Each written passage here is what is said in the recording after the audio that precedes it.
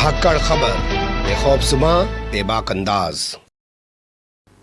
धाकड़ खबर के न्यूज़ से मैं आपके साथ हूं अकरम रईस खान। सुप्रीम कोर्ट से मिली जमानत को, या यूं कहूं कि सुप्रीम कोर्ट द्वारा दी गई जमानत को रद्द करते हुए गुजरात हाई कोर्ट की सिंगल बेंच के जज महोदय ने, जी हां, गुजरात उच्च न्यायालय की एकल पीठ के न्यायाधीश महोदय ने सामाजिक कार्यकर्ता तीस्ता सीतलवाड़ को तुरंत प्रभाव से आत्मसमर्पण करने का सख्त आदेश सुना दिया है। यानी जमानत तो रद्द की ही की, साथ ही फौरन सरेंडर करने का हुक्म भी सुना दिया है। जिसके बाद सवाल पैदा हो रहा है कि क्या तीस्ता सीतलवाड़ सरेंडर करेंगी या पुलिस जबरन उनको घर से पहले की तरह उठाकर लाएगी और जेल में डाल देगी। और क्या इस बार भी उनको हाईकोर्ट से, यानी कि तो सिंगल बेंच का फैसला है, डबल बेंच से कोई राहत नहीं मिलेगी, जमानत लेने के लिए सुप्रीम कोर्ट ही जाना पड़ेगा। क्या पहले की तरह उन्हें जल्दी जमानत मिल जाएगी या लंबे समय तक इस बार उनको जेल में रहना पड़ेगा। और क्या 2024 के चुनाव की आहटों के चलते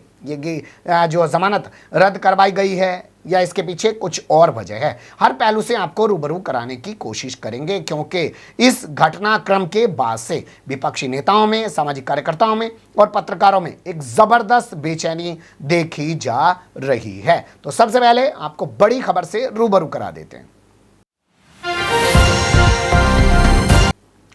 बड़ी खबर आई है गुजरात हाईकोर्ट से। गुजरात हाईकोर्ट की एक सिंगल बेंच है जिसके जस्टिस हैं निर्जर देसाई साहब। तो निर्जर देसाई साहब, यहां छपी खबरों के मुताबिक, उन्होंने तीस्ता सीतलवाड़ को सुप्रीम कोर्ट से जो जमानत मिली हुई थी उसको रद्द कर दिया है। साथ ही तत्काल प्रभाव से तीस्ता सीतलवाड़ को आत्मसमर्पण करने का सख्त आदेश भी सुना दिया है। यहां छपी खबरों में बताया गया है कि तीस्ता सीतलवाड़ के वकील मिहिर ठाकुर ने बड़ी कोशिश की अपनी बात रखने की और कहा कि जज महोदय, फैसला लागू करने के लिए, यानी कि जो आपका आदेश है उसका क्रियान्वयन करने के लिए 30 दिन का वक्त दे दिया जाए, यानी कि ऊपरी अदालत में अपील करने का एक वक्त होना चाहिए। लेकिन जज महोदय ने अपील करने का कोई भी वक्त देने से इनकार कर दिया। यानी तीस्ता सीतलवाड़ ना तो हाईकोर्ट जा सकती हैं ना सुप्रीम कोर्ट जा सकती हैं, और सुप्रीम कोर्ट जाने से पहले उनको डबल बेंच में जाना ही पड़ेगा, जैसा कि आप लोग जानते हैं। अब इसके बाद सवाल पैदा हो रहा है कि आखिर इनकी जमानत रद्द क्यों की गई है। तो यहां छपी खबरों में बताया गया है कि ये जांच में सहयोग नहीं कर रही थी,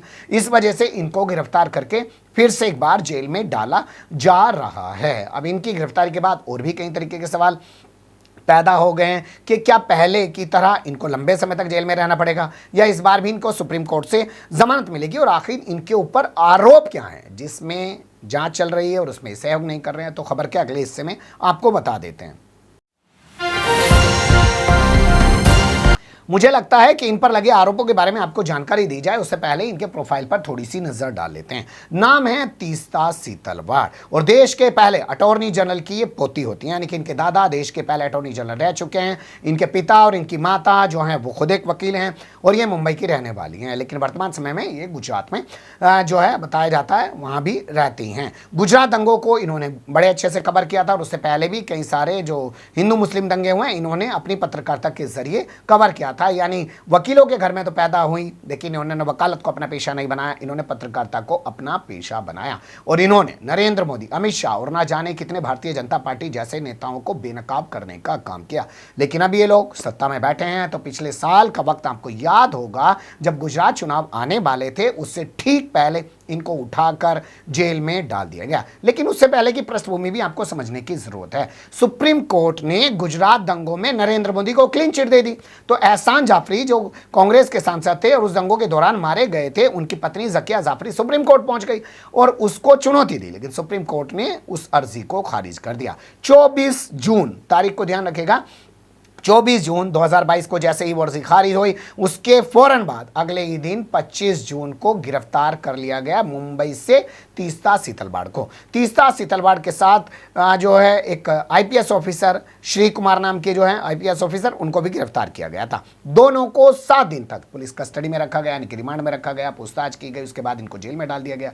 मामला पहले नीचे की अदालत में जाता है, जमानत नहीं दी गई, हाईकोर्ट ने मामले को सुना नहीं, मामला सुप्रीम कोर्ट पहुंचा क्योंकि हाईकोर्ट ने मामले को पेंडिंग डाले रखा। बाद में सुप्रीम कोर्ट ने कहा कि हम आरोपों पर फिलहाल नहीं जा रहे हैं, क्या हुआ है क्या नहीं हुआ है इस पर बाद में बात की जाएगी, लेकिन एक महिला है, जमानत उसको दी जानी चाहिए। 2 महीने से ज़्यादा का वक्त हो गया, उसको जमानत दी जानी चाहिए। सुप्रीम कोर्ट के आदेश के बाद इनको जमानत मिली और अंतरिम जमानत दी गई। जमानत मिलने के बाद से ये जमानत पे बाहर थी। इनका पासपोर्ट जमा करवा लिया गया था ताकि विदेश कहीं ना जा सकें। अब बताया जा रहा है कि जांच में सहयोग नहीं कर रही हैं। फिर से एक बार इनकी जमानत को चुनौती दी गई हाईकोर्ट के अंदर और हाईकोर्ट ने इनकी जमानत को खारिज कर दिया और इनको फिलहाल जेल में डाला जा सकता है। सवाल यहां पे पैदा हो रहा है कि क्या ये 2024 के चुनाव से पहले की आहट है, क्योंकि इनके ऊपर आरोप लगाया जा रहा है कि इन्होंने फर्जिफिकेशन करके यानी कि फर्जी सबूत तैयार करके निर्दोष नरेंद्र मोदी, अमित शाह जैसे लोगों को, गुजरात दंगे या भारतीय जनता पार्टी के और अन्य लोगों को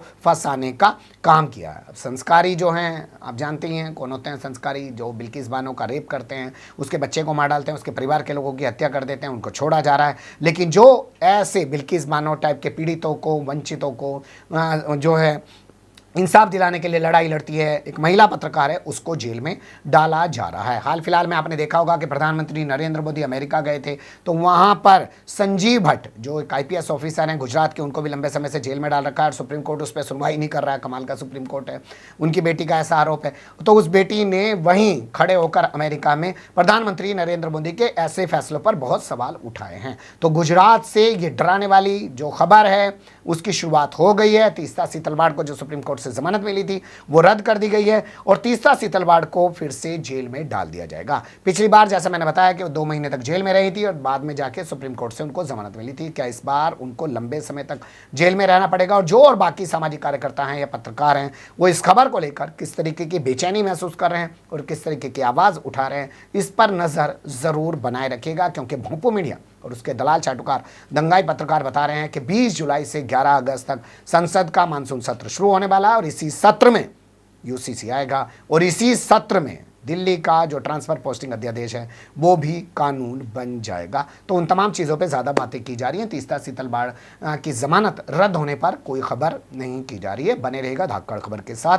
कमेंट्स के रूप में आप लोग अपनी राय दे सकते हैं, खबर को लाइक कर सकते हैं, चैनल को सब्सक्राइब कर सकते हैं और ज़्यादा से ज़्यादा हमारी खबरों को शेयर कर सकते हैं। फिर ऐसे ही किसी सुलगते हुए या उलझते मुद्दे लेकर मैं आपके सामने हूँगा हाजिर। फिलहाल अभी मुझे दें इजाज़त।